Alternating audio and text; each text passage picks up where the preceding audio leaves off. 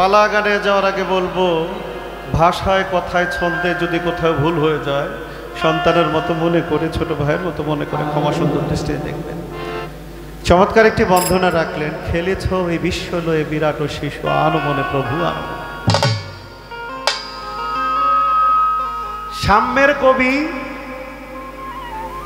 প্রেমের কবি, বিদ্রোহী কবি, জাতীয় কবি। শুধু তাই নয়, তিনি বাঙালি জাতির গর্ব অহংকার, কবিগুরু কাজী নজরুল ইসলাম। দেখেন তিনি একটা কথা লিখেছেন তার একটি গানে, আমি যদি হইতাম রে ওই মদিনারি পথ, আর সেই পথ দিয়ে হেঁটে যাইতো আমার নবী মুহাম্মদ। কত বড় প্রেম আর কত বিনতি ছিল। হ্যাঁ, তো সেই নবীর নাত আমার কবিগুরু কাজী নজরুল ইসলাম লিখেছেন একটি চমৎকার বন্ধনা, আমার বৈদেশিক ভাই করেছেন। অনেক ধন্যবাদ, যে আসলে বর্তমান বাউলদের মধ্যে এইভাবে সূচনা কেউ করে না। আমি অত্যন্ত খুশি আমার ভাইয়ের এরকম সুন্দর একটি বন্ধনা পরিবেশন করার জন্য। আস্তে আমার পালা তো প্রথমে পড়ে গেছে, আমি কোনো বিষয়বস্তু খুঁজে পাই নাই, আলোচনা করব কি নিয়ে। সারাক্ষণ চিন্তা করতেছি কি নিয়ে আলোচনা শুরু করব, পালার গানটা একটা কিছু তো লাগবে। একটা পয়েন্ট পাইছি, আমার ভাই কথা বলতে বলতে একবার যায় বলেছে অনেক দামি একটা কথা, আল্লাহর নাম মানাই, শুধু আল্লাহকে মানাই, কিন্তু নবী মানা নয়, নবীকে মানলেই আমার আল্লাহ। অনেক দামি একটা কথা, কিন্তু এই পর্যন্ত যদি না যাইয়া আমি যদি মূর্খের মতন হয়ে যাই তাইলে একটু বিপদ হইব। কেমন বিপদ হইব? স্বপ্ন যোগে রাবিয়া বস্ত্রীকে রাসূল পাক সাল্লাল্লাহু আলাইহি ওয়াসাল্লাম এসে বলতেছে, রাবিয়া আপনি কি আমারে ভালোবাসেন না? জবাবটা রাবিয়া কি দিছিল আমার মিয়া ভাই গো, বুঝেন নাই কথা? কথা দিকন বাংলা ভাষায় তো বলতেছি নাকি। স্বপ্ন যোগে রাসূল আয়েশা জিজ্ঞেস করলো, তাপসী যিনি নারীদের মধ্যে নবী হওয়ার যোগ্যতা রাখতেন, নারী নবী হইতেন, তাইলে তাপসী রাবিয়া বস্ত্রী নবী হইতে পারতেন। তাহলে সেই রাবিয়াকে যখন প্রশ্ন করা হলো, আমার দিনের নবী, যে রাবিয়া আপনি আমাকে কতটুকু ভালোবাসেন, আমার মিয়া ভাই এই জায়গায় যদি একটু বলে দেয়, তাহলে যারা মাজুম আউলিয়া অর্থাৎ যারা বায়াত হয় নাই, যেমন মারেফাত তরিকার ভিতরে বা বেলায়েতের ভিতরে দুইটা ভাব আছে, একটা হলো মাজুম আর একটা হলো সালেকিন। সালেকিন কারা? যারা পীর মুরিদি করে, বায়াত হয়েছে, বায়াত করেছেন। আর মাজুম কারা? যারা বায়াত হয়ও নাই, করেও নাই, ডাইরেক্ট আল্লাহ। এখন বায়াত হলে আমরা আমার দয়াল যিনি, তার মাধ্যমে যাইতে যাইতে যাইতে যাইতে হযরত আলী ওযু হইতো আমার দিনের নবী, নবীর পরে আমার আল্লাহ। কিন্তু যারা মাজুম আউলিয়া তারা তো ডাইরেক্ট আল্লাহ। এই জন্য আমার ভাই যেহেতু বেলায়েত পেয়েছে, সূচনাটা আমার ভাই এই ছোট্ট, আমাকে তার কোনো প্রশ্ন নেই, কথা কিন্তু একটা কইছি, খালি আমার রাসূল জিজ্ঞেস করছে ভালোবাসেন কি না, এই জবাব দিলেই দেখবেন চোখের পানিতে বুক বইসে গেছে। এটা কি প্রথম আলোচনাটা করে নিলাম, একটা ছোট্ট গান করি, তারপর চেষ্টা করবো নবুয়তের দু একটি কথা বলে আর শেষ করব।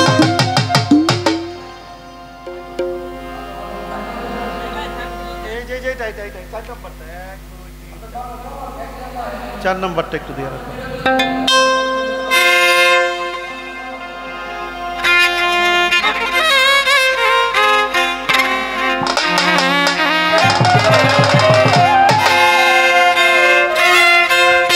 सफायतर कांडारी कामले वाला और सफायतर कांडारी मदीना वाला, या मोहम्मद मुस्तफा नबी सल्लल्लाहु वाला, या मोहम्मद मुस्तफा नबी सल्लल्लाहु वाला।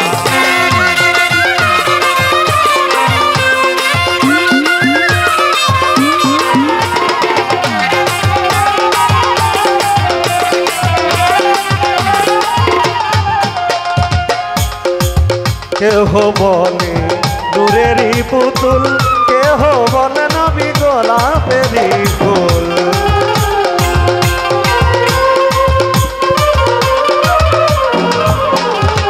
কেহ বলে নূরেরই পুতুল পুতুল, কেহ বলে নবী গোলাপেরই।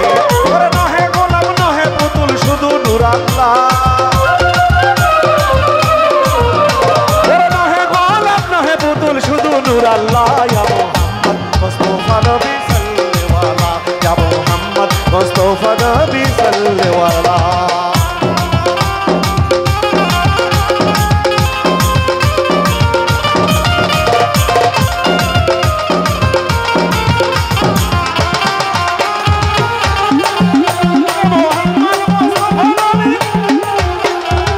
নবীজি আদম শফির বাবা, নবীজি আমার কাবারো কাবা।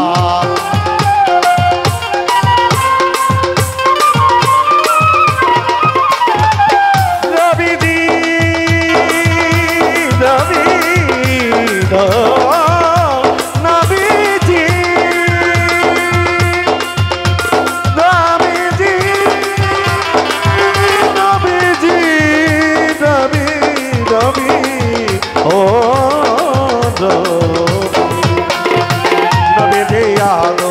শফির বাবা বাবা, নবীজি আমার কাবারো কাবা।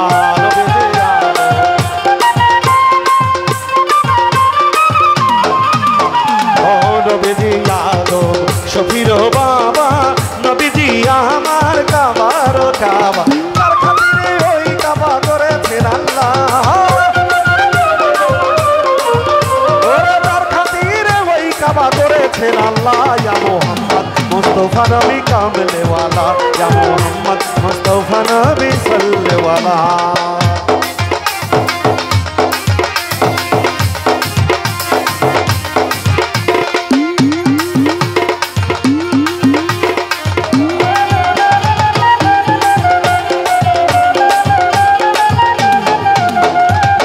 ভেবে বলে ভান্ডারি মহিনে, উপায় না আসে নবীজি বিনে।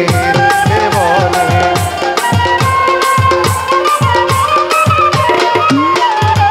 ভেবে বলে ভান্ডারি বইনে বইনে, উপায় না আসে নবীজি বিনে। ওরে নূর নবীজির প্রেমে মজে হও তালা,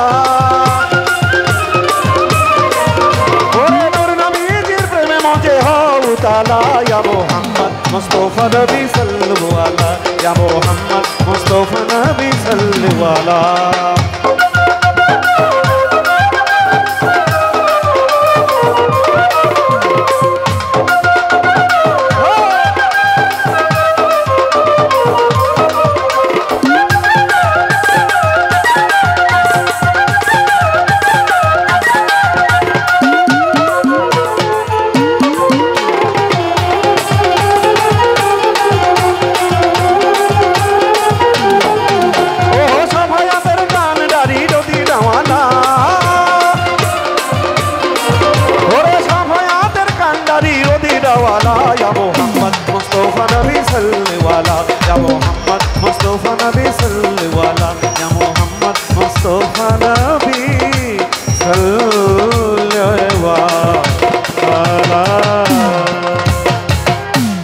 মন্ডে সকালবেলা বাছারে তুই,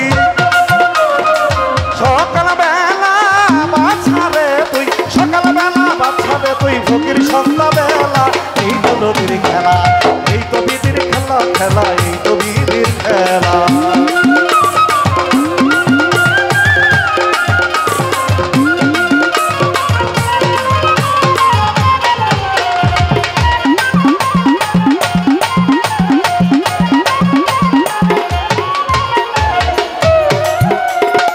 পূব আকাশে সূর্য যখন উদিত বন হয়, এই দেহের ভিতর শিশুকাল শুরু হইয়া যায়।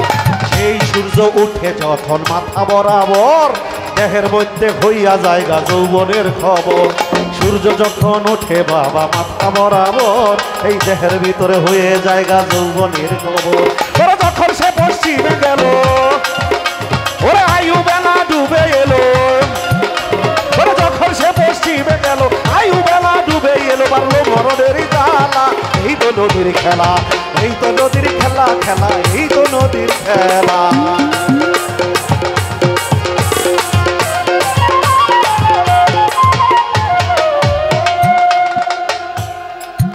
মিয়া ভাই বড় দামি দুইটা পালা,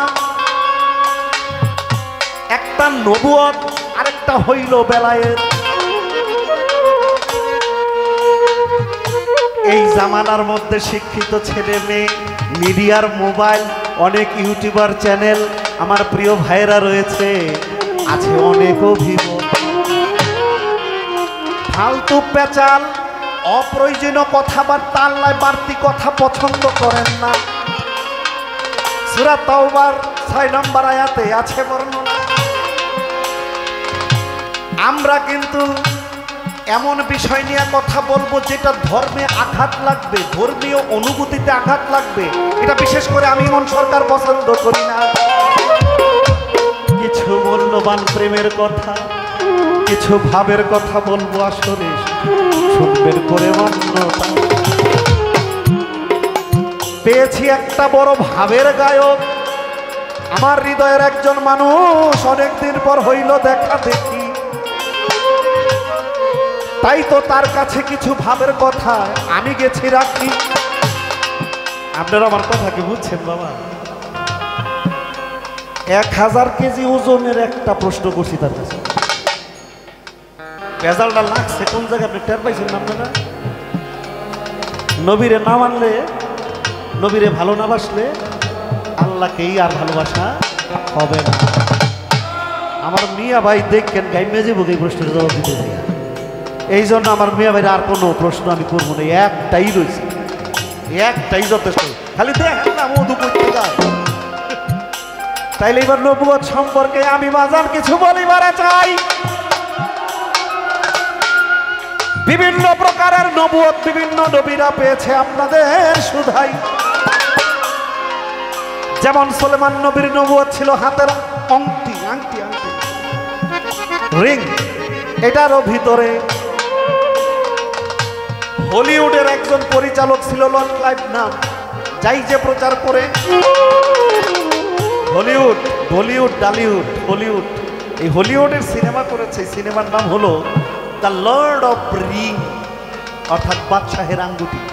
এই সুলেমান নবীর এই আংটিকে কেন্দ্র করে এই বিশেষ নির্মিত এই ছবিটা তিনি বানিয়েছেন। এই সুলেমান পয়গম্বরের আংটিতে এত ক্ষমতা ছিল, আর মানুষ না জিন পর্যন্ত তার বশ হয়ে ভূত পেত্নীরাও তার কাজ করত।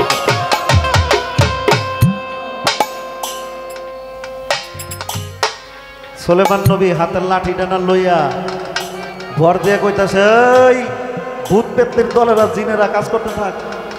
লাঠিতে ভর দেন দাঁড়ায় রয়েছে, এমনি চেয়ে রয়েছে। কবে যে মরে গেছে গা কেউ কইতে পারে না, মইরেই চাই লাঠিতে ভর। শত শত বছর ধরে খালি কাম করতেই আছে জিন পেত্নীরা, ডরের সেটা দিক ছায়ার ছায়া এমনি চেয়ে রয়েছে সুলেমান নবী। একদিন তো ঘুনে ওই যাদের লাঠিটা ছিল সুলেমান নবী, এই লাঠিটা ঘুনে ধুই দেয়া একেবারে এরকম হয়ে গেছে, দুইটা মানুষের দাঁতের মতন আর কি।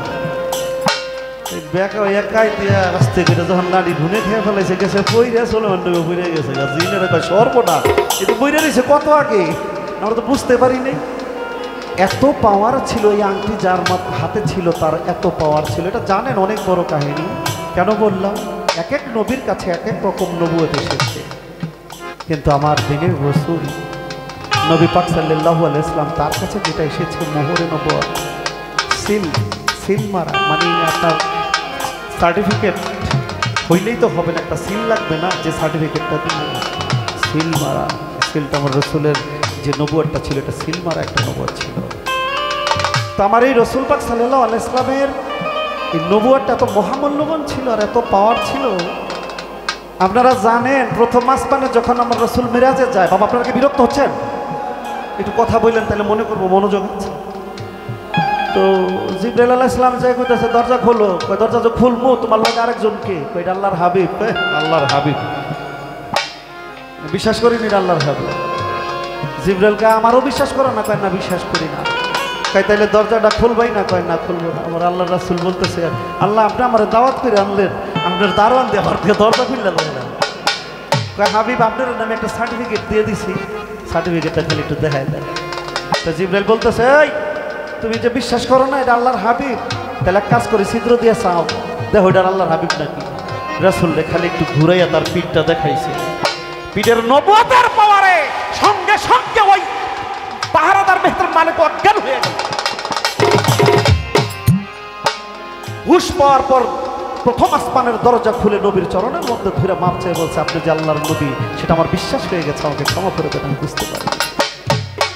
নবুয়তের এত বড় পাওয়ার ছিল, আছে নবুয়ত, থাকবে নবুয়ত, ছিল নবুয়ত, নবুয়ত আছে, থাকবে জীবন।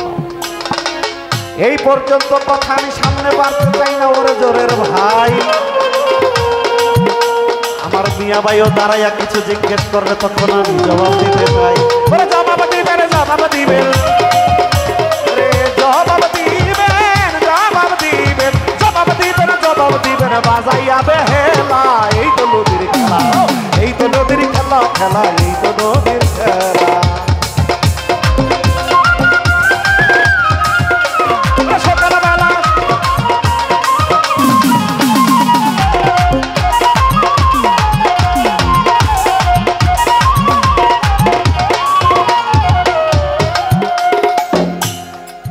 এই রাগ গান তো পালা দিছে নবুয়তের বেলায়, আমি তো নবুয়তের গানই নিয়ে গাবো। তাই পালার পরের যে গানটা, এই গানটা কি দরবার গাইতে পারবো নাকি না আমি নবুয়তের পালা ধরে গাইয়া যাবো? আপনারা যদি যেটা বলেন এটাই করবো। হ্যাঁ ভাই, এই তো একটা লাইন পেয়ে ফেলেছি, এই তো একটা লাইন পেয়ে ফেলেছি। পরে আমার ভাই কই বইটা গান কি টান করে গেছে রিমন সরকার ভাই, আপনি কিন্তু এই কথাটা কইেন না, আমি সাক্ষী রেখে লইলাম। আপনি আপনার মন মতো গাইয়েন, আমার হয়ে আমার কিন্তু গাইতে দিয়ে দরকার নাই। পালার পর্ব শেষ, বেশি বড় স্টেজ করবো না। একটা প্রশ্ন করেছে, আপনারা সুন্দর জবাব নেবেন। আমার মিয়া ভাই আশা করি অনেক সুন্দর প্রেমের একটা জবাব দিবে। আর এখন যে দয়ালকে নিয়ে গান গাবো, এই জন্য দয়ালকে নিয়ে গাবো, কেন দয়ালকে প্রয়োজন? এমবিবিএস ডাক্তার যদি হতে হয়, এখন আপনারা জানেন মিনিমাম 50 থেকে 60 লক্ষ টাকা লাগে। একটা বাচ্চা 5 বছর এমবিবিএস ডাক্তার বানাইতে পাবো। আচ্ছা, এই এত টাকার দরকার কি? বই কটা কিনতে পাইতে নিয়ে পড়তে না, তাইলে তার 50-60 লাখ লাগে না? কে ভাই, এমবিবিএস ডাক্তারের বই কটা কিনে বাইক বইয়ে পড়লেই তো চলে, তাহলে তার আর এই 50-60 লাখ টাকা দিয়ে কোনো মেডিকেল ইউনিভার্সিটিতে ভর্তি হওয়ার দরকার নেই। শিক্ষক ছাড়া শিক্ষা হবে না। বই পড়লে বই পড়া যাবে, কিন্তু প্রাতিষ্ঠানিক শিক্ষা লাভ করতে হলে আপনাকে you need to support one teacher, একটা শিক্ষকের দরকার আছে। প্রফেসরের কাছে না গেলে আপনি যেমন ডাক্তার হতে পারবেন না, তেমনি মিয়া ভাই একটা মানুষের কাছে না গেলে আপনি মানুষ হইতে সহজ কথা। যদিও আমার মিয়া ভাই আজকে এই কথাগুলি বলবে, কিন্তু আমি একটু সুযোগ নিলাম যে আজকে যে দরবারে গোলামি করতে এসেছি সেই দরবারের দিকে লক্ষ্য রেখে। তো দয়াল আজকে আসার সাথে সাথে আমরা দুই ভাই যে কথাটা শুনলাম, বায়না করার সময় আমাকে অর্ধেক কাবু করে ফেলছে। আমার জসিম ভাইয়ের ওয়াইফই আমাকে ফোন করে বললো, ভাই আপনি যে ছিলেন, আমার মা সারা রাত গান শুনছে, আপনার জন্য দোয়া করছে। আমার মা কিন্তু নাই। হাতটা শীতল হয়ে গেল। আমি যখন মালয়েশিয়াতে, এই জসিম ভাই ফোন দিছে, বললাম যে ভাই আমি গান শেষ করে নেই, তারপরে আমি আপনার সাথে কথা বলতেছি। সুযোগ পেলে সেখান থেকে সিঙ্গাপুর গেছি, সিঙ্গাপুরে যাওয়ার পরও ভাই ফোন দিছে, সেখানেও তার সাথে কথা বলছি। সেখান থেকে ইন্দোনেশিয়া, সেখানে থাইকাও কথা বলছি। তারপরে যখন বাংলাদেশ এয়ারপোর্টে নামছি তখনও ভদ্রলোক ফোন দিছে। মায়ের কথা শোনার সাথে সাথে বললাম যে ঠিক আছে, আর দেরি করব না, আপনি লিখে রাখেন, আমি আসতেছি। কিন্তু এই বাড়িতে আসার পর শুনলাম আমার এক সোনামণি বলল, 1 বছরের একটা শিশু বাচ্চা রেখে ওর মাটাও চলে গেছে, আজকে 14 দিন হয়। এই যে বড় বেদনার কথা রে ভাই। আবু জাবেরের ছেলে ছিল না 2 জন, বারেক ভাই। আমার নবীকে দাওয়াত দিছিল যে আপনি যদি না আসেন আমার এই বাড়িতে আমরা কেউ কিছু খাবো না। তাই 3-4 দিন ধরেই না খেয়ে আছে জাবেরের পরিবার। নবী যাইব, তারপর তারা খাওয়া দাওয়া করবো, দাওয়াত দিছে। তোমার দিনের নবী গেছে সেখানে। আপনারা কি বিরক্ত হচ্ছেন বাবা? সেখানে যাওয়ার পর এখন খাবার দিয়েছে নবীকে, নবী খাবে। হঠাৎ করে আল্লাহর জিবরাইল পিছনে একটু বাতাস দিয়ে বলল, রাসূল, শুধু এইটুকু বলছে, রসুল চোখটা বন্ধ করে এক নজরে বুঝে ফেললো যে বাড়িতে কিছু একটা ঘটে গেছে। কি ঘটছে? আল্লাহ কানে কানে বলে দিল জিবরাইলের মাধ্যমে, হে আমার হাবিব, আজকে তুমি জাবেরের 2 সন্তানকে ছাড়া কোনো খাবার কিন্তু খাইও না, খাইও না। তো রসুল বলতেছে, এই জাবের, তোমার বাসায় যে আমি খাবো, তোমার সন্তানদেরকে আনো, ওদেরকে নিয়ে আমি খাবো, আমার নাতি গোরাইকা তো আমি খাইতে পারি না। তো রসুলের কথা শুই না, এখন মায়ের পরন্ত শেষ, চোখটা পানি করতেছে। বাপে নাক মুছতেছে আর বলতেছে, হুজুর ওরা একটু খেলতে গেছে তো, আপনি খান, আপনি খান। রাসূল কয় না, ওদের ছাড়া আমি খাবো না। তখন জাবেরের চোখের দিকে তাকায় বলছে, সত্যি করে বলো কি হয়েছে? চোখের পানি ছেড়া জাবের বলছে, হুজুর আপনার জন্য একটা ছাগল জবাই করছিলাম, এই ছাগলটারা 2 ভাই খুব আদর করে ফালছে। তোরা যখন খেলতে গেছে তখন আমি বড় ছেলেটারে নিয়ে ছাগলটা জবাই করছি, ছোট ছেলেটা দেখে নাই। বড়টা রে জিগাইছে, এই ছাগল কেমনে জিগাইছে জবাই করছে? ভাই আমার একটু কও না, কও না, এত আদর করছি ছাগলটারে। কয় এমনি এমনি করছি। কয় বুঝতাছি না, ভালো করে বুঝাও। যেই চাকুটা দিয়া ছাগলটাকে জবাই করা হয়েছে, এই বড় ভাই করছে কি ছোট ভাইটারে নিয়ে ঠিক এমনি গলার মধ্যে পোজদা জবাই করা, তারপরে কাইটটা দেখাইতে যাওয়ার পর সঙ্গে সঙ্গে ছোট ভাইটা এখানে মেরা হচ্ছে। দূর থেকে মার কলিজাটা স্যাপ করে উঠছে। মায়ের দেহে বড় পোলাই তো অবুঝ, দৌড়ে তো শিশু বাচ্চা দৌড়ে গেছে কাছে। করলি কি তুই? বড় ছেলে এই ভয়ে দৌড়ে করছে কি বিল্ডিং ওই বাড়ির ছাদে উঠছে। ছাদের মধ্যে তোর ছাদে যাইস না, তুই আয়, তুই আমার ছোট পোলা মেরে ফেলাইছ। ও ভয়ের ছোট উপর থেকে লাভটা নিচে পড়ে ওইটা হয়ে গেছে। 2টা পোলা রে, নবীর মোহাব্বত জানি নষ্ট না হয় এই জন্য চাদরের মধ্যে ঢাইকা পেঁচাইয়া চিপার মধ্যে থুইয়া ওই অবস্থায় নবীরে খাইতে দিছে। তাহলে কি নবীর পেটে খাওয়া যায়? আমার আল্লাহ বলে, ও হাবিব, তোমায় দিলাম কয়া, তুমি ওই সন্তান ছাড়া খাইও না, নবী তোমার হুকুম জারি যায়। নবী এই কথা শুনিয়া নবী ছাড়লো আপন চোখের পানি। কি খেলা খেলাই রে আমার বেকাদের গটি। কয় বাচ্চা 2টারে নিয়ে আসো, তোমাদের হুকুম দিলাম দিয়া। নবীর কথা মতো মৃত 2 বাচ্চা সামনে আনলো আপনাদের দেখাইয়া। নবী তার মাথার ওই পাগড়িটারে দিয়া ঢাকি এমন বিসমিল্লাহ কইয়া থুতুয়ার পানি যখন ছিটায় মন মতন গেল মরা সন্তান জিন্দা হইয়া আল্লাহর কুদরতে। ভাই হাদিসের বর্ণনা কি দিব আপনাদের সকলের চরণে। আমি মন সরকার শুধাই 2 সন্তান রে লইয়া হাসতে খেলতে নবী খাবার খায়, বলে হাড্ডিগুলা ফালাই ওরা, আমি হাড়গুলা আলাদা করে রাখলো যে এই ছাগলের জন্য আমার এই 2 নাতি মরে গেছিল। আবার রসুল পাক সাল্লাল্লাহু আলাইহি ওয়াসাল্লাম সেই চাদরকে হাড়গুলারে ডাইকা কুম বিসমিল্লাহ বলে যখন পানির ছিটা দিল, সঙ্গে সঙ্গে যেই খাসি ছিল সেই খাসি আবার পিতা হলো। একটু সুবহানাল্লাহ বলে। তাইলে সেই শোক বুকের মধ্যে লইয়া কিন্তু তারা নবীকে খাইতে দিছে। আজকে আমাদের এই মাজারে গান হইতেছে, কিন্তু কত বড় শোক, মা হারা শোক, দয়াল হারা শোক, স্ত্রী হারা শোক, 1 বছর একটা শিশু বাচ্চা থেকে চলে গেছে। সেই শোক নিয়ে বারেক ভাই আজকে আমাদেরকে এই মঞ্চে গান গাইতেছে, তারা হাসি মুখে বুঝতে দিতেছে না যে আজকে কত বড় শোকে শোকা হতো এই পুরো পরিবার।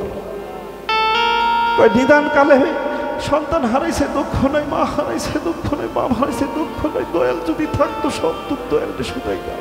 আজকে দয়ালও নাই, দয়ালও চলে গেছে। চিরদিনের দুঃখী আমি তবু দুঃখ দিলারে আফতাব চা পথের কাঙ্গাল আমার পথের কাঙ্গাল আমার মানাইলারে দয়া চির কাঙ্গাল মানাইলা পথের কাঙ্গাল আমার মানাইলারে দয়া চির কাঙ্গাল আমার বানাইলা।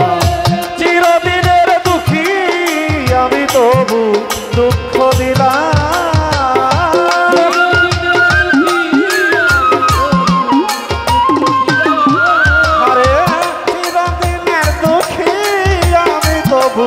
দুঃখ দিলারে দয়াল চা পথের কাঙ্গাল আমার বানাইলা।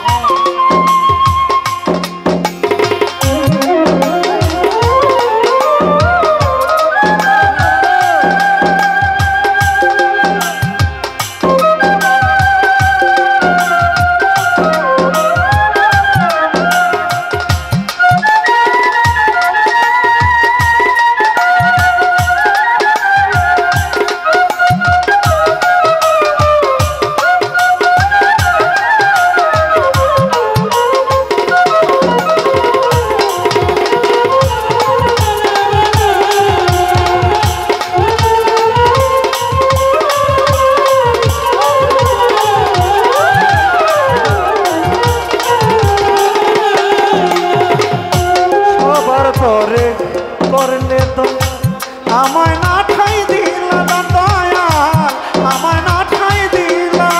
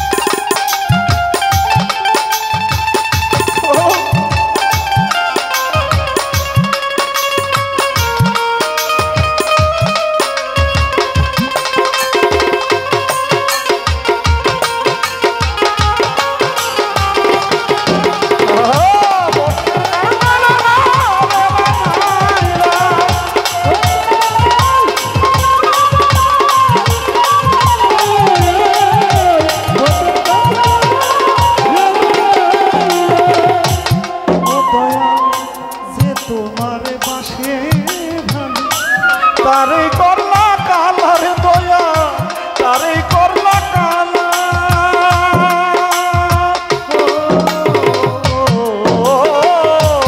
তোমার বাসলো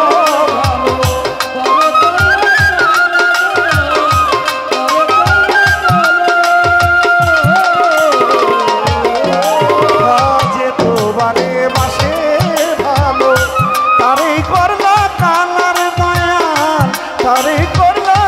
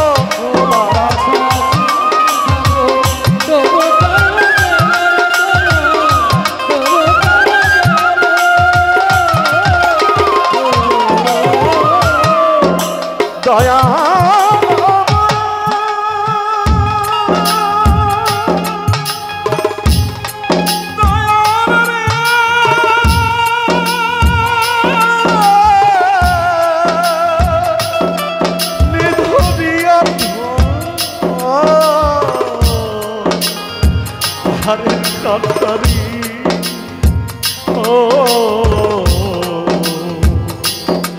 পারের কান্নারি তোমার আছি থাকবো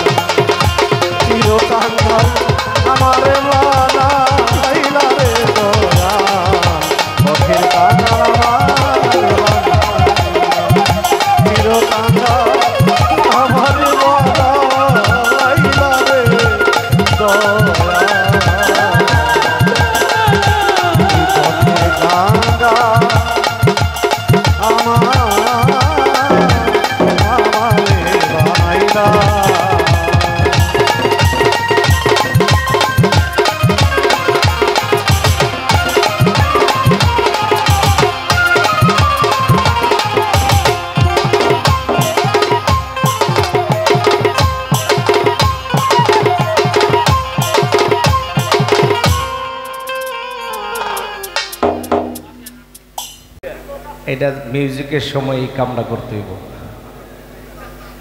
গানের সময় করলে না গান হইব, সাউন্ড যাইত না।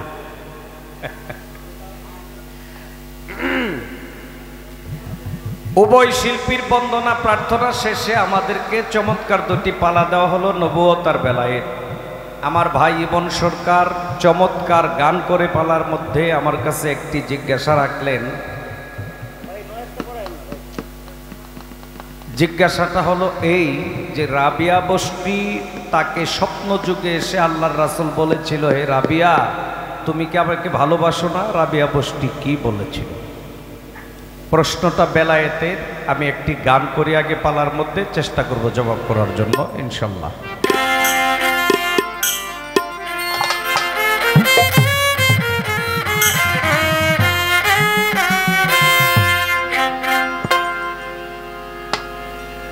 জানো না রে ও ভ্রান্ত মন, কিসে গুরু ভজন হবে? জানো না রে ও ভ্রান্ত মন, ওরে যার শোনে নাই প্রেম প্রীতি তার পূজায় কি মন বসিবে? জানো না রে ও ভ্রান্ত মন, যার শোনে নাই প্রেম প্রীতি তার পূজায় কি মন বসিবে? আমি যারে দেখি নাই তার সাথে আমার প্রীত জমবে না। আমি স্টেট কাট বলি, যদি কেউ আসতে যদি কেউ আল্লাহরে দেখা থাকে তাইলে আল্লাহর লগে ডাইরেক্ট প্রীত করতে পারে। আমি দেখি নাই, আমার হের লগে প্রেম জমতো না। এটার লেগে কেউ মামলা করবো, করুক গা। আমি দেখি নাই, আমি কারে দেখছি? আমি দেখছি আমার মুর্শিদের। আমি আমার মুর্শিদের দেখছি, তার সাথে আমার প্রেম জমছে। আল্লাহ কোরআনে কি বলছে? সূরা ফাত্তার 10 নম্বর আয়াতের মধ্যে বলছে, হে আমার রাসূল, আপনি তাদেরকে বলে দিন যারা আপনার হাতে হাত দিয়ে আনুগত্যের শপথ করে, আমি আল্লাহর হাত তাদের হাতের উপরে। তাইলে রাসূলের হাতে হাত দিলে ওই হাতের উপরে যদি আল্লাহর হাত আসে, এখন মুর্শিদের হাতে হাত দিলে ওই হাতের উপরেও আল্লাহর হাতটাই আসে। এখন নবী নাই আছে নায়েবে নবী, রাসূল নাই আছে নায়েবে রাসূল, অর্থাৎ রাসূল হায়াতুল মুরসালিন, নবী জিন্দা নাকি? এখন হায়াতে জিন্দা নবী যিনি, তিনি হলো মুর্শিদ। যে কারণে ফকির লালন কয়ে গেছে, যিনি মুর্শিদ তিনি রাসূল, ইহাতে নাই কোনো বল খোদাও সে হয়। এই কথা লালন কয় না কোরআনে কয়। মামলা করবা লালন নামে করোগে, হাজিরা হেই দিবনি। কোরআন থেকে কথা নিয়ে গান লিখছে। আচ্ছা, এখন বিষয় হলো, দেখেন মজাটা কোন জায়গায়। যে হাত একবার আল্লাহ রাসূলের মাঝখানে চইলা যায়, এই হাতের কি কোনো ভয় থাকে? শীতের দিন, পৌষ মাসে শীত বেশি থাকে, এটাই তো স্বাভাবিক। তিনজনে একটা বিছানার মধ্যে শুইছেন, যদি কষ্ট করে জায়গাটা মাঝখানে নিতে পারেন, আপনার কি আর কম্বল টানার দরকার আছে? হ্যাঁ, আপনি খালি আরামে ঘুমাইবেন, টানাটানি দুই সাইডে যারা আছে ওরাই করবো কি? যে হাত আল্লাহ রাসূলের মাঝখানে চলে যায়, ওই হাতের আর কোনো বিপদ নাই, খালি দয়ালের আদেশ নির্দেশগুলি মাইনা চলতে পারলেই হয়। কি আমরা তো ওই নবীর উম্মত। পূর্ববর্তী নবীগণ আল্লাহরে কইছে, আল্লাহ নবী না বানায় যদি আখেরি নবীর উম্মত বানাইতা, তাইলে অন্য অন্য নবীদের চাইতেও আখেরি নবীর উম্মতের মান বেশি, দাম বেশি, যদি উম্মতের কাজ আমরা করতে পারি। বাবা, আমরা যদি উম্মত না হইয়া মুখে মুখে উম্মত দাবি করি, নবীর আদর্শ নবীর মোহাব্বত যদি হৃদয়ে না থাকে, তাইলে বাবা কথায় আর কাজে তো মিল হইল না। কি কথায় আর কাজে মিল রাখতে হবে।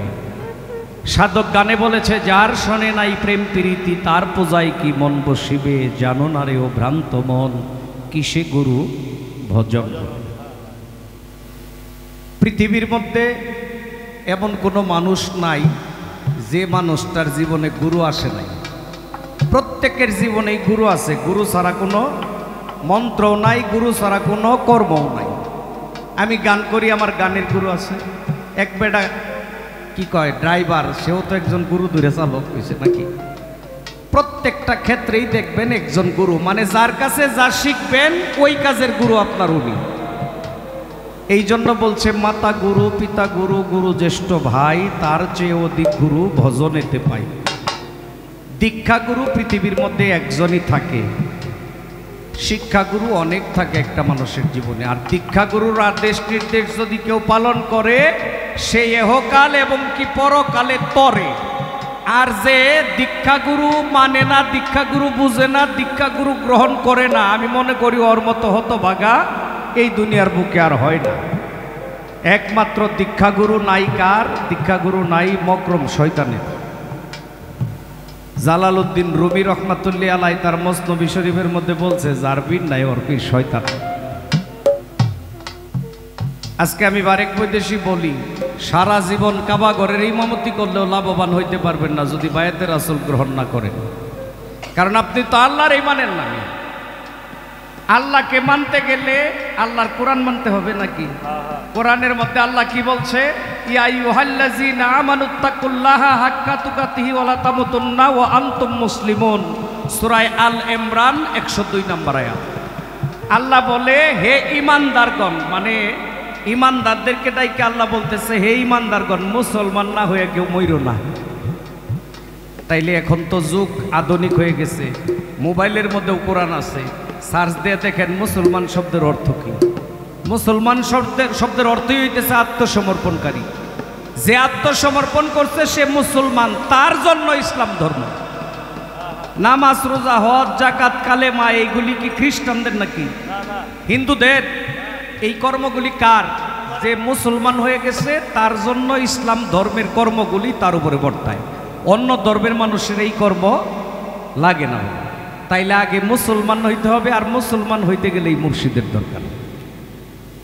আস্তে বায়াত গ্রহণ না করলেও 3টা মানুষ জান্নাতে যাবে।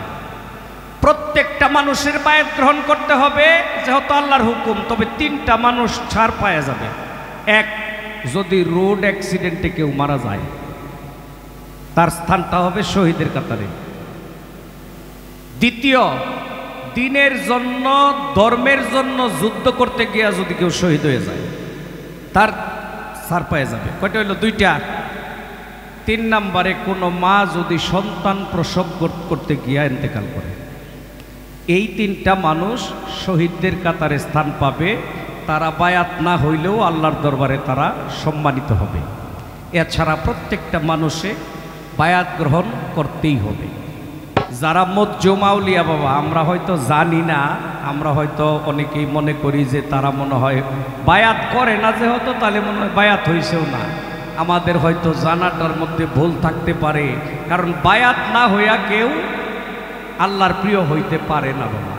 বায়াত তারা করে না, কিন্তু তারা ঠিকই বায়াত হয়ে গেছে।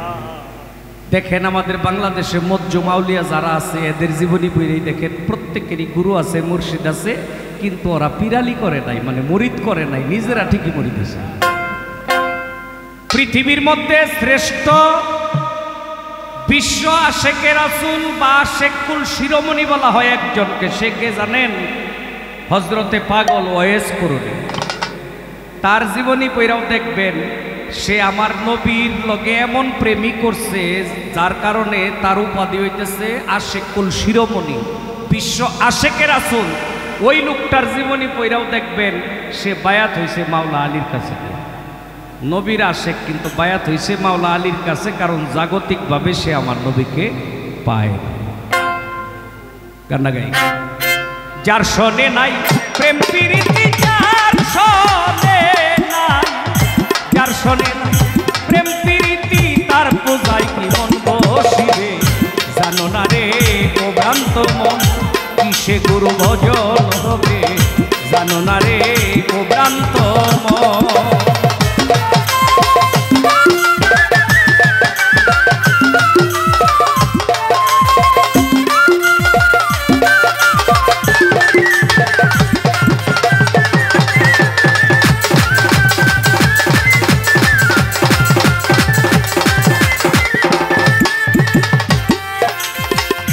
যাহার বদন দেখা মাত্র প্রাণে পেয়েছ আনন্দ, তারে বুকে নিয়ে ভাবো এই তো স্বয়ং গোবিন্দ।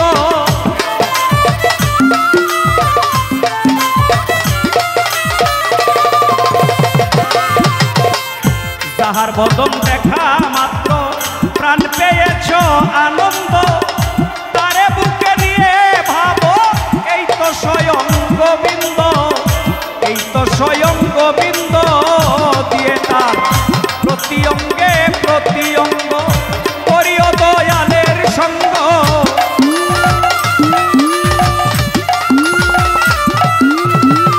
প্রতি অঙ্গে প্রতি অঙ্গ করিও দয়ালের সঙ্গ। উথলিবে প্রেম তরঙ্গ, তাপিতঙ্গ জুড়াইবে। জানো না রে ও ভ্রান্ত মন, কিসে গুরু ভজন হবে।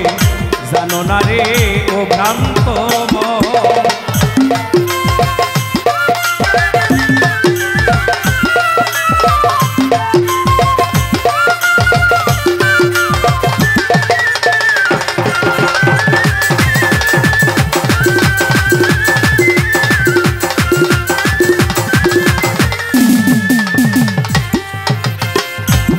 সোহাগে কাছে নিও প্রিয় কিংবা প্রিয়জন,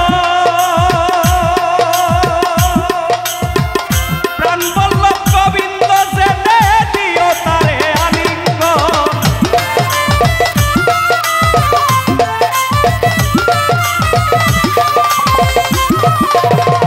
প্রেম সোহাগে কাছে নিও প্রিয় কিংবা প্রিয়জন,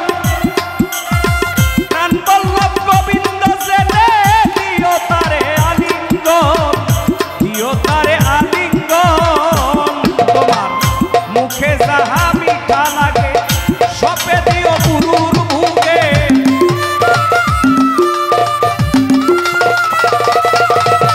মুখে যাহা মিঠা লাগে সপে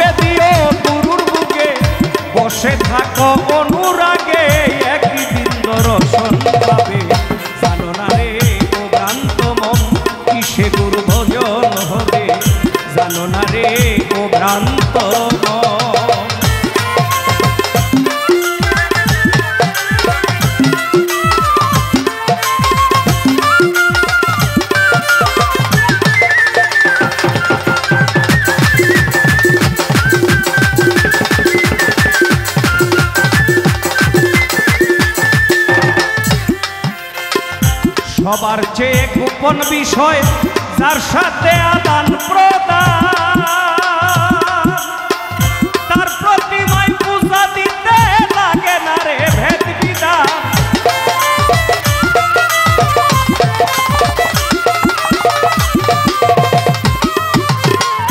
সবার চেয়ে গোপন বিষয় যার সাথে আদান প্রদান, তার প্রতিমায় পূজা দিতে লাগে না রে ভেদ বিধান, লাগে না রে ভেদ বিধান। পঞ্চরসে একত্র করা প্রেম রস হারিতে ভরা,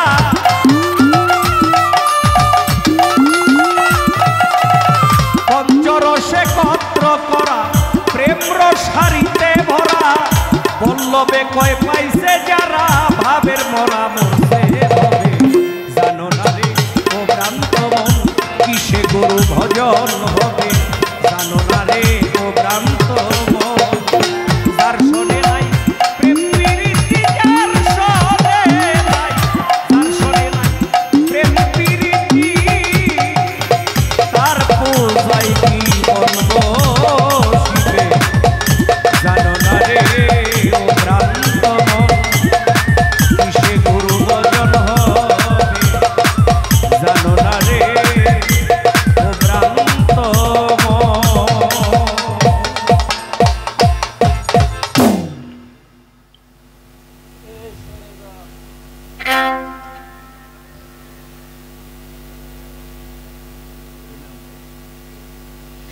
নাম বলতে অনিচ্ছুক, টাকা দিয়ে গেছে দয়ালের আশেক 100 টাকা। এটাও জাতীয় রোগ হয়ে গেছে, কারণ জানতে জানতে এমন জাননেওয়ালা হয়েছে আমাদের বাংলাদেশের মানুষ, এখন আর জানার প্রয়োজন হয় না। অনেক জায়গাতেই বলে থাকে এই কথা, আর আমাদের ময়মনসিংহ অঞ্চলে তো পালা গান শুনে না কইলেই চলে। আমি মাঝে মধ্যে বলি যে আসলে বরিশালের আমরা খুব নাম করা, কিন্তু দুঃখের বিষয় ভালো আমরাগুলি ওরা খাইতে পারে না। ওই গাছে যখন করা করা থাকে তখনই বাগান সহ বিক্রি করে দেয়, ওই আমরা প্যাকেটিং হইয়া অন্য রাষ্ট্রে চলে যায়। কিছু খায় ঢাকার মানুষে, হ্যাঁ এরকমই। বাবা গান পাওয়া যায় অনেক জায়গাতে, সহজে পাওয়া যায়। শিল্পীরা আলোচনা করলে এমনও তো একটি কথা পাওয়া যায় যে কথাগুলো আপনি অনেক দলিল পইরাও পাওয়া সম্ভব না। তবে আমরা চেষ্টা করব যতটুকু না বললে। রাবিয়া বস্তি, উনাকে বলা হয় তাপসী রাবিয়া। দেখেন রাবিয়া বস্তি অনেক বড় মাপের একজন কামেল ছিল, এবং কি আল্লাহর কাছে প্রিয় ছিল, আমার নবীর কাছে প্রিয় ছিল। রাবিয়া বস্তিরও কিন্তু গুরু ছিল, রাবিয়া বস্তিও বায়াত হয়েছে। রাবিয়া বস্তি উনি বায়াত গ্রহণ করেছিল হাসান বস্তি রহমাতুল্লাহ আলাইহির কাছে। রাবিয়া বস্তির জন্ম আমার দয়াল নবী পর্দা নেওয়ার 80 বছর পরে। ওই সময় মাওলা আলী কারিমুল্লাহ জু উনি জাগতিকভাবে এই ধরাতে নাই, তখন তার খলিফাগণ আছে। তার খলিফাদের মধ্যে হাসান বসরি রহমাতুল্লাহ আলাই তখন খুব জনপ্রিয় ছিল, তার কাছেই বায়াত হয়েছে। কিন্তু রাবিয়া বস্তি, এই কথা কেন না, রাবিয়া বস্তি জিয়ের কাজ করত মানুষের বাড়িতে। জিয়ের কাজ বুঝেন তো, ঢাকার মানুষে বোয়া কয়। মানুষের বাড়ি বাড়ি কাজ করত। এমন একটা মনিবের বাড়িতে কাজ করত যে রাবিয়াকে সব সময় কাজের চাপ দিয়েই রাখত। হঠাৎ করে একদিন রাতের বেলা তার ঘরের দিকে তাকায়া দেখে তার ঘরটা আলোকিত হয়ে রয়েছে। কিরে, এই কাজের মহিলা এই ঘরে থাকে, এই ঘরে তো আলোকিত কেন? আর এই আলোটা তো সাধারণ আলো মনে হচ্ছে না। আগে তো ওই দেশের মানুষ ওই জাইতুনের তেল ব্যবহার করত। ওই জাইতুনের তেল দিয়া বাতি ধরাইলে যে আলো আর রাবিয়া বস্তির ঘরের আলো এক না। তাকায়া দেখে পুরা ঘরটা একদম মনে হচ্ছে যে আল্লাহ নূরে নূরান্বিত হয়ে রয়েছে। রাবিয়া বস্তি সেজদারত অবস্থা। তার এই দৃশ্য দেখা পরের দিন ওই মনিব মনে মনে হেদায়েত হইল যে হাই রে হাই, আমি কারে এত চাপ দিই, আমি কারে কষ্ট দেই? সে তো সাধারণ কোনো নারী না, সে তো একজন মহিয়সী নারী। সে মনে মনে লজ্জা পেয়েছে। তারপরে রাবিয়া বস্তির জীবনী পড়লে দেখা যায় উনি জীবনে সংসার করে নাই, বিয়া শাদী করে নাই। তার যে গুরু, তার গুরু হাসান বস্তি রহমাতুল্লাহ আলাইহ একদিন তাকে পরীক্ষা করার জন্য বলতেছে, রাবিয়া রে, সারাটা জীবন তোর পার হয়ে যাইতেছে, বিয়ে করলি না, সংসার করলি না, তোর কি সংসার করতে মন চায় না? যদি তোর অন্য কোনো ছেলে পছন্দ না হয় তাইলে তুই আমার কাছে বিয়ে হবে, আমি তোর স্বামী, আমাকেই স্বামী হিসেবে গ্রহণ কর। রাবিয়া বস্তি বলেছিল, তোমাকে তো আমি স্বামী হিসেবেই গ্রহণ করেছি, তবে এই দুনিয়াদারি স্বামী হিসেবে না, তোমাকে আমি আমার জগৎ স্বামী রূপে গ্রহণ করেছি। একটু ইঙ্গিত দেই, সাধক হালিম চিশতি নিজামী তার একটা গানের মধ্যে বলছে, অমূল্য ধন বিক্রি করে বিনামূল্যে পাবি মারেফতের দেশে যদি যাবি। সেই দেশের এমনি রীতি, গুরুকে ভজপতি। বাবা, যারা গুরুকে পতি ভজনা করতে পারে না তার গুরু ভজন হয় না। সেই দেশের এমনি রীতি, গুরুকে ভজপতি, দিবে সে আসল মতি, নিঘুম গড়ের চাবি। গড়ের খুললে তালা দেখবি মেলা, জ্যোতিময় এক ছবি। বাবা, রাবিয়া বস্তি তখন একটা যুক্তিও দিছিল যে, দয়াল, আপনি বলেন তো, একটা তলোয়ারির খাপের মধ্যে কয়টা তলোয়ার রাখা যায়? কয় একটাই।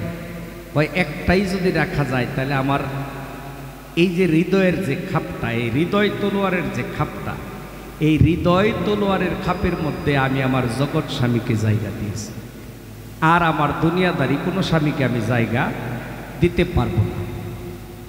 এখানে জগৎ স্বামী বলতে রাবিয়া বস্তি তার মুর্শিদকেও এই জবাব দিয়েছে। আবার একটা আলোচনায় পাওয়া যায় হাসান বস্তি বলেছে, হাসান বস্তিকে রাবিয়া বস্তি বলেছিল যে, দয়াল, আমি একটা প্রশ্ন করতে চাই, কি আপনি কি নারী না পুরুষ?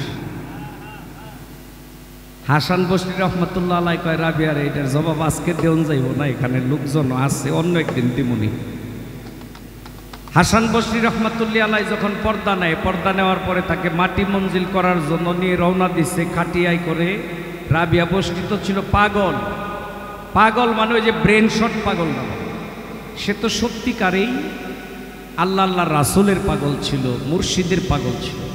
সামনে দাঁড়ায়া তার একটা জালালি ভাব নিয়ে বলেছিল, এই লাশ নামাও, আমার প্রশ্নের জবাব না দিয়ে যায় কই, আমার প্রশ্নের জবাব দিয়ে যাইতে হইব, নামাও লাশ। তে পাগলির হাতে তো লাঠি আছে একটা, ওই যারা খাটিয়া কাঁধে করে নিয়ে যাইতেছে তাড়াতাড়ি নামাইছে, নাহলে পাগলি যদি এবার বাড়ি বুড়ি মারে। পাগল দিকে তো এমনি ভয় লাগে। নামাইছে, নামানোর পরে কইতেছে, কিও আমার প্রশ্নের জবাব দাও, তুমি না জবাব দিবার চাইছো, জবাব না দিয়ে যাও কই। হঠাৎ করে ওই কাফনের ভিতর থেকে হাসান বস্তি রহমাতুল্লাহ আলাইহির একটা হাত বের হয়ে গেছে। একটা হাত বেরোয়া তার একটা আঙ্গুল উপর দিকে উত্তোলন করা। তখন রাবিয়া বস্তি বুঝা নিছে যে আসলে এই পৃথিবীর মধ্যে কেউ পুরুষ না, প্রত্যেকেই নারী, ওই একজন পুরুষ। ওই একজনকে সাধক জালালউদ্দিন খাঁ বলছে, সমস্ত নিয়ে দেখো চেয়ে, পুরুষ নহে সবই মেয়ে, থাকবে যদি পুরুষ হয়ে চলো ভেদ বিচারে। বাবা, আমরা যারা পৃথিবীর মধ্যে আছি আমরা প্রত্যেকেই আকৃতি পুরুষ। লিঙ্গের ব্যবধান, আকৃতি পুরুষ।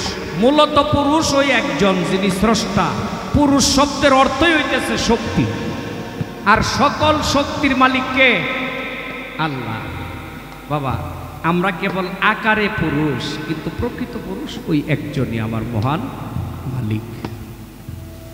রাসূল পাক সাল্লাল্লাহু আলাইহি সাল্লাম স্বপ্নে এসে বলেছিল, রাবিয়া তুমি কি আমাকে ভালোবাসো না? রাবিয়া বস্তি বলেছিল, ইয়া রাসূলুল্লাহ, আমি আল্লাহর জন্য আপনাকে ভালোবাসি, আমি আমার মুর্শিদের জন্য আপনাকে আমি ভালোবাসি, আমি আল্লাহর জন্য আপনাকে ভালোবাসি। অর্থাৎ আমার নবী যদি রাজি খুশি না থাকে তাইলে তার পক্ষে আল্লাহরে পাওয়া সম্ভব না। তাই তো বলেছে আমি আল্লাহর জন্য আপনাকে ভালোবাসি। এই যে এখন যে জবাবটা দিলাম, এই জবাবটা কিন্তু শরীয়তের মোল্লারাও দেয়। অনেক ওয়াজ মাহফিলে দেখবেন কোনো ভালো বড় বক্তা যদি ওয়াজ করে, ওখানে আরেকটা বক্তা যায় উপস্থিত হইলে দেখবেন ওই যায় জড়ায় ধরে হাতে চুমা দেয়, কপালে চুমা দেয়, দিয়া বলে যে তোমার আমি আল্লাহর জন্য ভালোবাসি। তে যারা আল্লাহর জন্য মানুষকে ভালোবাসে ওদের ভালোবাসাটাই সঠিক। আর যারা এই মনের চাহিদা মিটানোর জন্য ভালোবাসে এটারে তো বাবা ভালোবাসা কয় না, এটা হইতেছে কামের দেশ। এখানে কথা বললে আরো অনেক বলা যায়, কিন্তু ততটা বললাম না। আমার একটি প্রশ্ন থাকবে, আমার প্রশ্ন বাহির থেকে আনতে হইব না, প্রশ্ন করার মতো জায়গা আমার ইমন সরকার ভাই তৈরি করে দিয়ে গেছে। এইটাই গায়ক। আপনি আলোচনা করলে যেন সাথের গায়কে প্রশ্ন খুঁজা পায়, এখানেই আলোচনাটা মানে গুরুত্ব থাকে। আল্লাহর নবী যখন জিব্রাইলে নিয়ে যায়, দেখেন নবী যেদিন মেরাজে গেল, পৃথিবীর মধ্যে আমার দয়াল নবী আগমন করার পর আর এত আঘাত পায় নাই ওই দিন যে আঘাত পাইছিল। তাইফ শহরে কালেমার দাওয়াত দিতে গিয়া এমনভাবে আহত হইছে, আমার নবী বলছে যে আমার জীবনে আর কোনদিন এত আঘাত আমারে কেউ করে নাই। কাফেররা পিটাইতে পিটাইতে যখন নিশ্চিত হয়েছে যে মুহাম্মদ মরে গেছে, তখন নবীরে ফালাইতে তারা চলে গেছে। কিন্তু আল্লাহর হাবিবকে আল্লাহ জিন্দা রাখছে, সর্বাঙ্গ শরীরে কাদা মাখানো অবস্থায় চলে আসলো মক্কায়। প্রথমেই রাত্র হয়ে গেছে, তারে দেখলো উম্মে হানি, দেইখা জড়াইয়া ধরে তার ঘরে নিয়া রাতে সেবা সুস্থতা কইরা ঘুম পাড়াইছে। আচ্ছা, ওই বছরে আবার মা খাদিজাতুল কুবরা রাদিয়াল্লাহু আনহা ইন্তেকাল করেছে। ওই বছরেরও একটা নাম পাওয়া যায় দলিলের মধ্যে। জিব্রাইলে যে নিয়ে গেল তারে মেরাজের জন্য প্রথম আসমানে গিয়া জিব্রাইল কয় আসমানের ফেরেশতারে গেট খোলো। ফেরেশতা কয় গেট খোলা যাইব না, নিষেধ আছে। কয় আরে আমি যারে নিয়ে আইছি তারে সৃষ্টি না করলে আল্লাহ কিছুই করতো না। কয় কেমনে বিশ্বাস করি? তখন আল্লাহ বলে আপনারে তো একটা সার্টিফিকেট দিছি, দেখাইয়া দেন। সার্টিফিকেটটা কি হলো? মোহরে নবুয়ত। আমার দয়াল নবীর দুই কাঁধের মাঝামাঝি, গার মুবারক থেকে নিচে, পিঠ থেকে উপরে মাঝামাঝি স্থানে ছিল মোহরে নবুয়ত। এই মোহরে নবুয়ত ফেরেশতারা দেখলো, দেখে বিশ্বাস করলো ইনি আখিরি নবী হযরত মুহাম্মদ সাল্লাল্লাহু আলাইহি সাল্লাম। আপনি একটু জবাব করবেন, ওই মোহরে নবুয়তের উপরে একটা কিছু লেখা ছিল, ভিতরেও একটা কিছু লেখা ছিল। উপরেও লেখা ছিল, ভিতরেও। অনেকের অফিস আদালতে মার্বেল থাকে না বাবা, দেখবেন মার্বেলের মধ্যে ফুল থাকলে স্পষ্ট বোঝা যায় একটা ফুল আছে, ধরতে গেলে মার্বেলই ধরুন লাগে, ফুল ধরা যায় না, এরকম না?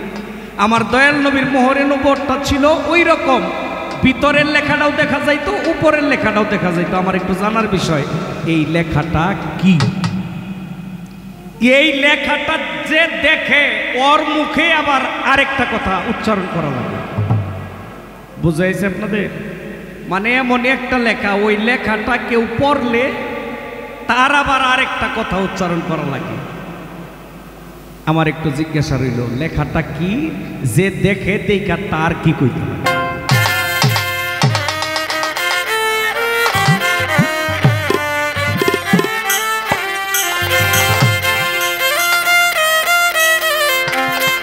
হইয়া গেছে মাপ তার দেহের পাপ,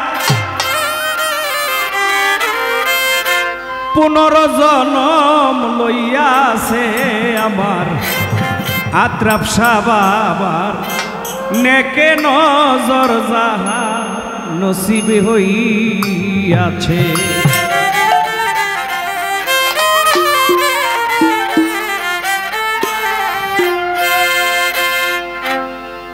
দেখেন, কোন আল্লাহর অলির মোহাব্বতে সোহাব্বতে যদি কেউ যাইতে পারে, তার নেক নজর যদি কারো ভাগ্যে হয়, সে যত পাপিষ্ট লোকই হোক না কেন তার পাপ আর থাকে না। ওই অলির উসিলায় আল্লাহ ওই পাপকে ক্ষমা করে দেয়। বড় পীর আব্দুল কাদের জিলানী রাহমাতুল্লাহ আলাইহির একজন খলিফা ছিল, তার নাম শেখ রাজি রাহমাতুল্লাহ আলাইহি। এই শেখ রাজি রাহমাতুল্লাহ আলাইহি তার এলাকার মধ্যে এক লোক মানুষ মারা গেলে মাটি দিয়ে আসে, সকালবেলা যায় দেখে উলঙ্গ বডি পইরা রয়েছে, কাফনের কাফন নাই। যারেই মাটি দেয় একই অবস্থা। এলাকার লোকজন জোট হয়ে গেল, শেখ রাজি রহমতুল্লাহ আল্লাহর কাছে যায় বলে হুজুর আপনি তো কামেল মানুষ আল্লাহর ওলি, একটু দেখেন না এই কাফন চূড়াটা কেনা। কয় ঠিক আছে বাবা তোমরা যাও আমি দেখতেছি। দয়ালে একটু চক্ষু বন্ধ করে এই সুর ধরে ফেলাইছে। খাদেম রে বাড়াই দিছে উমুকের ডাইকা লইয়া, ডাইকা নিয়ে আইছে বাড়িতে। নিয়ে আসার পরে কইতেছে বাবা এই যে তুমি যে কাজটা করো এটা কি ঠিক? সুরে নিজ দিকে মাথা দেয়া কয় হুজুর এইটাই আমার পেশা। এখন পীর সাহেব কয় এটাই যেহেতু তার পেশা তাইলে আর কি করার আছে? কিছু টাকা পকেট থেকে বাইর করে দেয়া কয় বাবা আমি কিছুদিনের মধ্যেই চলে যাবো, তে আমার কাপনের টাকাটা তোরে আমি আগেই দিয়ে দিলাম, দয়া করে আমারে কবরে বেজ্জতি করিস না। সুরে টেহালো এ বাড়ির যায় বউরে কয় দেখ রে একজন আল্লাহর ওলিও আমারে চিনলো, তুই চিনলি না আমি যে কি? তুই চিনলি না আমি যে কি? কয় ঘটনা কি কইছে? বাইনা দিয়ে গেল আগে।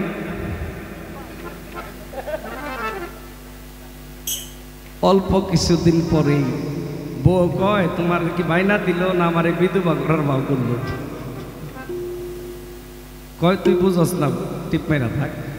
কিছুদিন পরেই দয়াল পর্দা নিছে। আর রাতের বেলায় যে চোর যে ঘুমাইছে, ঘুমের থেকে একটু পরে পরে চমকে ওঠে। চোরের বউ কয় কি চমকে ওঠো কে লিগা? কয় বুঝস না এই পিসাব তো মারা গেছে। কয় মারা গেছে তার টাকা তো আগেই দিয়ে গেছে। কয় আর হেরে যে দামি কাপড় দিছে আর ফিরে আমারে যে টেহা দিছে এটা পোষায় নাই,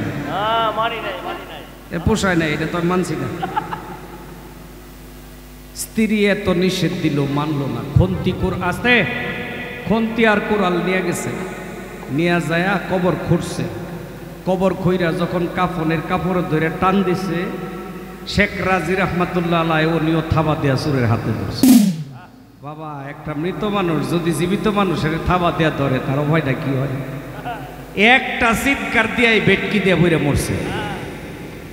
সমস্ত লোকজন দৌড়ে আসছে দরবারের। আইসা কয় ও তাইলে তুমি এতদিন এই কাজগুলি করছো? হ্যাঁ। রাগে কেউ কয় এটারে টুকরা টুকরা করে কাইটা আগুনে পুরামু, কেউ কয় পানিতে ভাসামু, বিভিন্ন জন বিভিন্ন কিছু বলতেছে। এমন টাইমে শেখ রাজি রহমতুল্লাহ আলাইহির রওজা থেকে তার কবর থেকে একটা আওয়াজ আসলো, এই ভক্তগণ সাবধান, যা বলছো আর বলিও না। আমি যখন তারে আমার হাতে থাবা দেয়া ধরছি তার সারা জীবনের গুনাহ দলিশাত হয়ে গেছে। সে আমার বুকের উপর পইরা মারা গেছে। আল্লাহর ওলিদের বুকে থাকে পরশ পাথর, যে পরশের ঘর্ষণে লোহাটাও সোনা হয়ে যায়। তারে কেউ অসম্মানজনক কথা বলিও না, আমার পাশেই তারে দাফন করে। তাইলে একটা চোর একটা কামেল মানুষের ছোঁয়া পায়া সে নিষ্পাপ হইয়া যাইতে পারে। এই জন্য গানের মধ্যে বলা হয়েছে হইয়া গেছে মাপ তার দেহের পাপ, 15 জনম লইয়াছে একজন আল্লাহর ওলির নেক নজর যাহার নসিব হইয়াছে।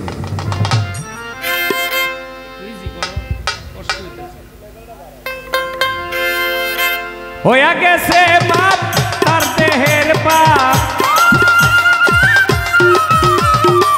হইয়া গেছে মাপ তার দেহের পাপ, 15 জনম লইয়াছে আমার আত্রাপ শাহ বাবার নেকে নজর যাহার নসিব হইয়াছে বাবা ভান্ডারি নেকে নজর যাহার নসিব হইয়াছে।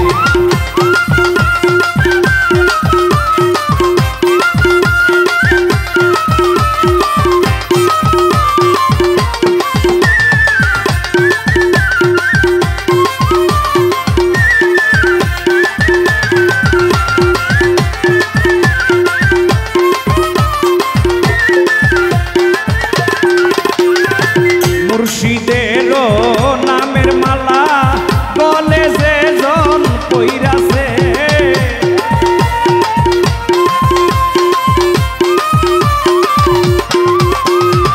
ভান্ডারিরও নামের মালা গলে যে জন কইরাছে, বেঁচে থেকে ওই মানুষটা, বেঁচে থেকে ওই মানুষটা জেন্দা মরা মইরাছে আমার আত্রাপ শাহ বাবার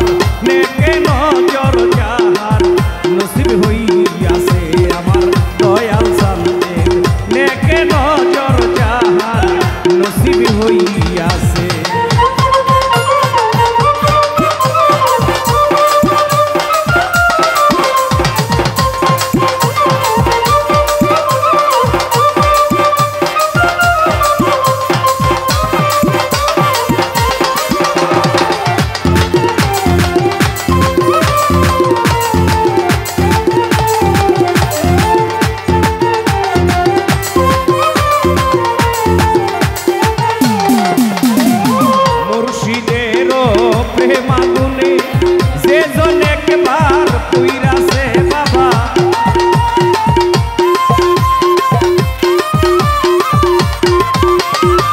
আত্রাপ শাহ বাবার প্রেম আগুনে যে জন একবার পুইরাছে তার জন্য ওই দুজকের আগুন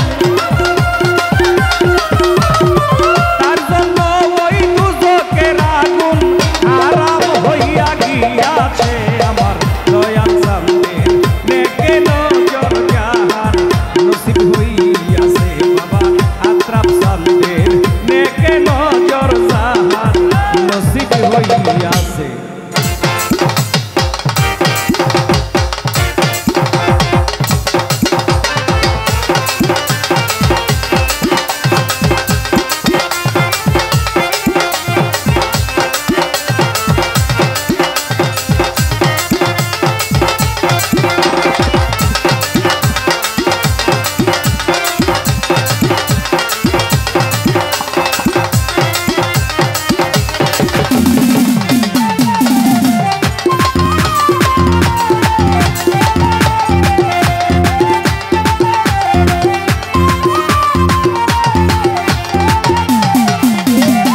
মুর্শিদেরও পবিত্র হাতে হাতখানা সে রাইখাছে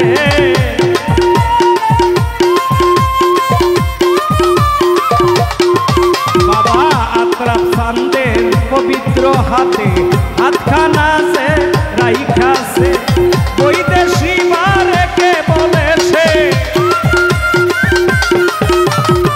বৈদেশি মারেকে বলেছে ওলির কাতারে উইঠাছে আমার আল্লাহর ওলির নেকে নজর জাহান নসিব হইয়াছে বাবা ভান্ডারি নেকে নজর জাহান নসিব হইয়াছে হইয়া গেছে বাপ তার দেহের বাপ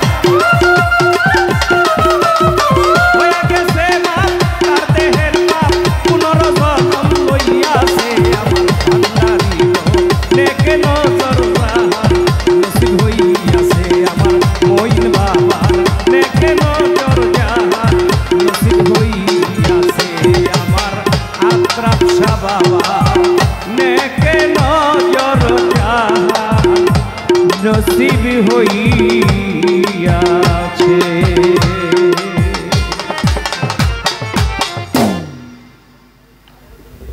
ধন্যবাদ। সামনে আরো